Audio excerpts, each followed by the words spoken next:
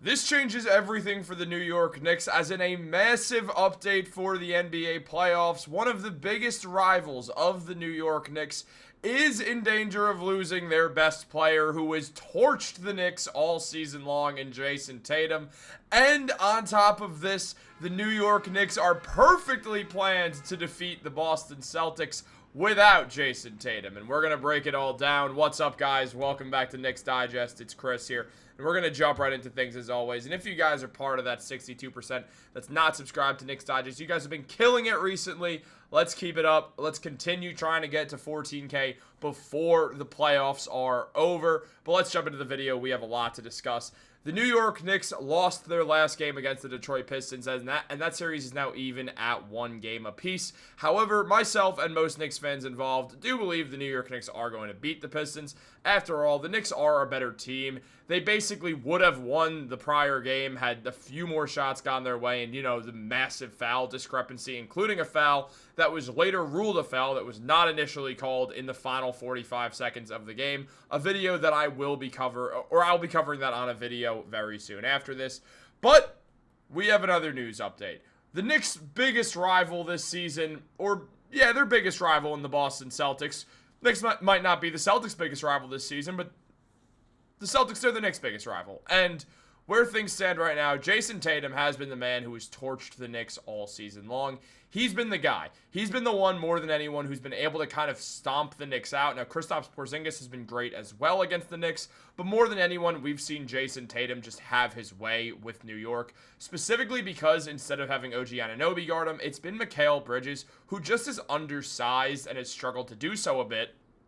However, we just got a shocking update, as it was revealed by Shams Charania that, Jayson Tatum underwent an MRI on his right wrist after crashing on it, and he's been diagnosed with a bone bruise on his shooting wrist. It's believed to be a pain tolerance injury, something that the Celtics will be managing day to day, and his status is somewhat up in the air for Game 2. That injury clearly might be something that lingers for a little bit of time for someone who led the Celtics in points, rebounds, and assists for the entire playoffs in 2024, as Shams says.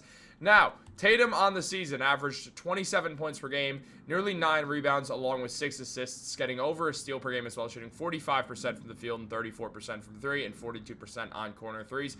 Jayson Tatum is one of the better players, one of the best players in the NBA. Fringe top 10 this season. He has looked like a top 10 player. I've been a bit of a doubter, but he's looked good this season.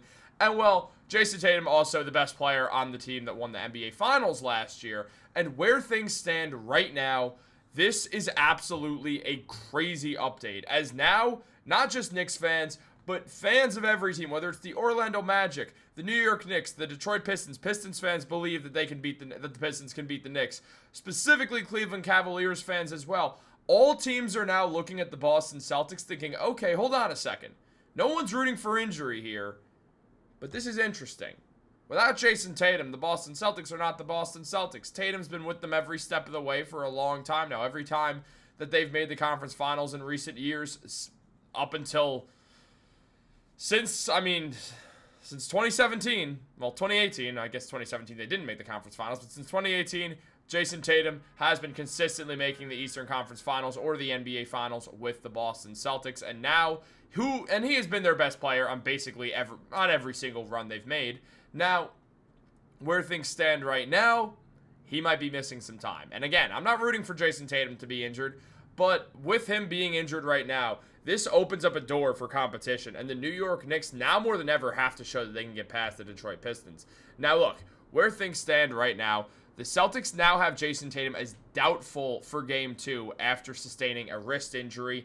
And on top of that, when you look at the way that they played, the way the New York Knicks played the Detroit Pistons recently, what we're seeing is the forwards do well. I know Cade Cunningham's the guard. He's the point guard of the team. I get that. But he's the size of a wing forward. And we've seen Cade Cunningham and Tobias Harris have successful series against the New York Knicks so far.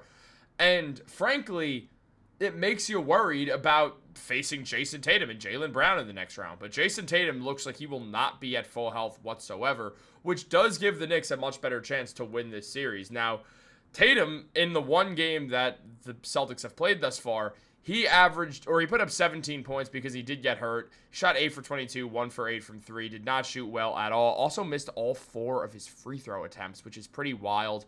Now, Derek White picked up the slack, putting up a 30-point game, and Jalen Brown didn't necessarily play very well either. So where things stand right now, if Jayson Tatum's dealing with injury and not playing like the normal Jayson Tatum, or just not playing, well then the Celtics could start to look really human really fast, and the New York Knicks would be able to take advantage of that. Now again, I understand they have to beat the Pistons, that's not a given, but where things stand right now, it is a pretty huge sign for the Knicks. I mean, is anyone here thinking that Jaylen Brown is the best player on a championship team or can be the best player on a championship caliber team, even a team as good as the Celtics? Personally, I don't trust that he can be. And where things stand right now, Brown this season put up 22 points per game, 6 rebounds, and 4.5 assists. In that span, he also shot 32% from 3 and 46% from the field. He did shoot 44% on corner threes, which is great. But outside of that, he was not necessarily an elite offensive force. So where things stand right now, the New York Knicks have found themselves in a situation where if they pass the Detroit Pistons and Jayson Tatum is hobbled, the Knicks have a real chance to go to the Eastern Conference Finals. Things are a lot different than they were before Jayson Tatum went down with an injury. And once again, I need to specify it. No part of me is rooting for Jayson Tatum to be injured. I hope he comes back and is fully healthy. I'd rather the Knicks beat the Celtics without any doubts than the Knicks beat the Celtics because Jayson Tatum either wasn't playing or missed some games or just was clearly not okay. At the end of the day, injuries happen to every single team in basketball at some point, and every team that's ever succeeded in winning the NBA Finals had some injury luck on their side. It's just the way things go. It's happened every single year you could think of. Someone on the other side was injured. I mean, Luka Doncic was dealing with 700 injuries when the Mavericks and the Celtics played last time around. On top of that, the Celtics, they got past the Cavs and the Pacers, both of whom were missing for games, Donovan Mitchell and Tyrese Halliburton.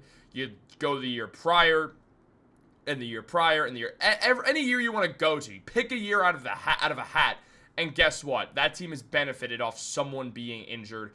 It's just how basketball and most sports work, is that teams that win also had good injury luck, while other teams that lost usually didn't have as good of injury luck. It's just the way these things work out a lot of the time. So where the Knicks are, they've found themselves in a very interesting spot right here. I mean, Jayson Tatum's been great against the Knicks this season, putting up 33.5 points per game with 7 rebounds and 7 assists. He's been phenomenal. He shot really well as well, shooting over 50% from the field and shooting 48% from 3. That's a true shooting of 69% when you add in the free throw shooting as well. So Jayson Tatum has been, again, phenomenal against the New York Knicks this season. So without him, that makes you wonder, especially when considering the second best player on the Celtics in Jaylen Brown has played really poorly against the Knicks, as OG Anunoby has been able to lock Brown up. Now, where Brown averages is 16 points and then 6 rebounds with 2 assists per game. The shooting numbers are not as good at all, 38% and 33% from 3. So the Knicks, against a team that's led by Jaylen Brown and without Jayson Tatum, very likely could be favored to win this series, let alone win. So where things stand right now, they feel a lot different. Now again, I can't stress it enough. The Knicks need to beat the Detroit Pistons. But if you have OG Anunoby on Jaylen Brown, we've seen that be a nightmare matchup for Jaylen Brown for years now. Not just with the Knicks, for years, dating back to when OG was with the Raptors. So where things stand right now, that is a absolutely huge update for the New York Knicks completely. And I mean, just not having Jayson Tatum is going to be very, very difficult for the Boston Celtics to navigate. Because really, where things stand right now, you look at the way he's played against the Knicks, and yes, for reference, these highlight videos are from last season. It's a whole copyright situation thing. But where things stand right now, the New York Knicks, they've struggled a lot against Jayson Tatum, and essentially, they need to find a way to just be better against him, whether or not he's injured, because he's still going to be able to find his ways. The Knicks need to stick OG Anunoby on him. This season, Jayson Tatum is 5 for 20 when OG Anunoby has guarded him, but the Knicks have consistently stuck other guys on him, and it hasn't worked. Whether it's Josh Hart, Mikal Bridges, the only guy who's been able to figure out Jayson Tatum thus far has been OG. So you really do need the New York Knicks to find that out and find their way to just getting back to this situation here, where they could essentially just they'll have to deal with Tatum, but if you put a feisty, healthy OG Anunoby on an injured Jayson Tatum, that gives the Knicks a lot better of a chance to win this series and ultimately make the Eastern Conference Finals and the NBA Finals and potentially win it. So I think the Knicks are in a lot better position now because of injury luck. And again, I hope Jayson Tatum's healthy for the Knicks series.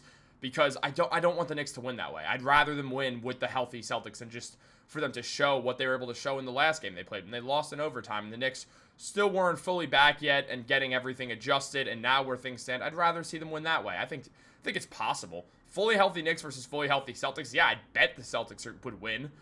Doesn't mean it's a lock. The Knicks can beat them, healthy or not. So if they're not healthy, the Knicks have a good chance. But what do you guys think? Let me know in the comments down below.